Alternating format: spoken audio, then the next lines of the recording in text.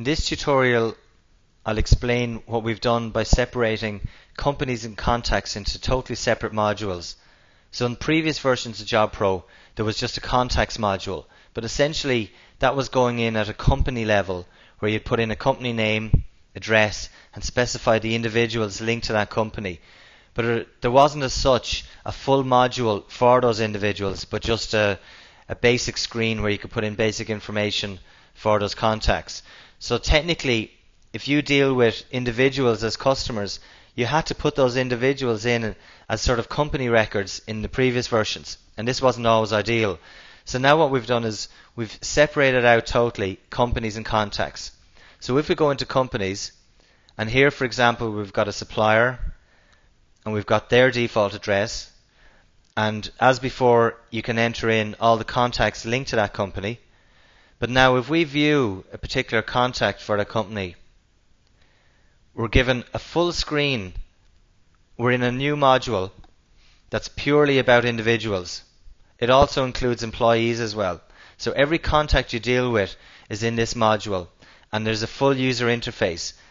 So what you can do now is, besides looking at individuals that are linked to companies, like customers or suppliers, you can also create customers in here as individuals, instead of having to treat them like a company.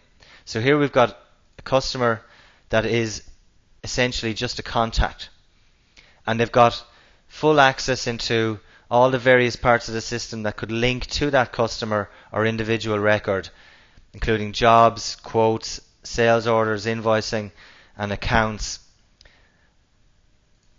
You can also create an individual in here and link them to a company record. So you click on the little link button there, and we'll link it to that company. And it'll default the address for that company, but you can specify a different address for this contact linked to that company.